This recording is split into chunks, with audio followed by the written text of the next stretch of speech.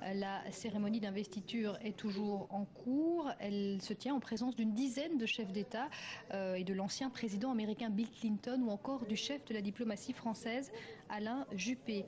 Michel Martelly, c'est donc un homme sans la moindre expérience politique qui arrive à la tête de l'État et qui devra affronter une tâche colossale, la reconstruction de tout un pays.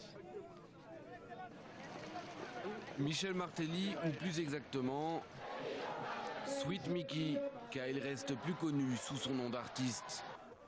Le nouveau président est aussi un nouveau venu en politique, sans aucune expérience. L'expérience, il l'a sur scène, en tant que chanteur. Depuis le milieu des années 80, c'est une immense star dans son pays. Cela lui a sûrement servi pendant sa campagne. Chacun de ses déplacements soulevait les foules.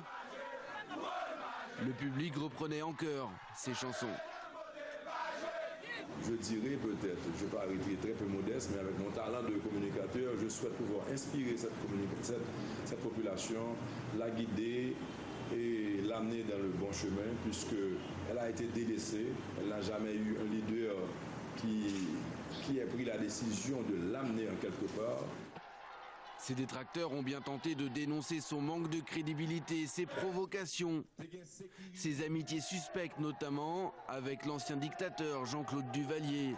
En vain, malgré un processus électoral controversé, c'est haut la main qu'il a remporté le second tour de la présidentielle avec plus de 65% des voix. Michel Martelly me semble relever d'un courant éminemment populiste et très classique en Haïti. C'est-à-dire qu'on secoue les foules, on les fait se lever, on fait applaudir, on se fait plébisciter.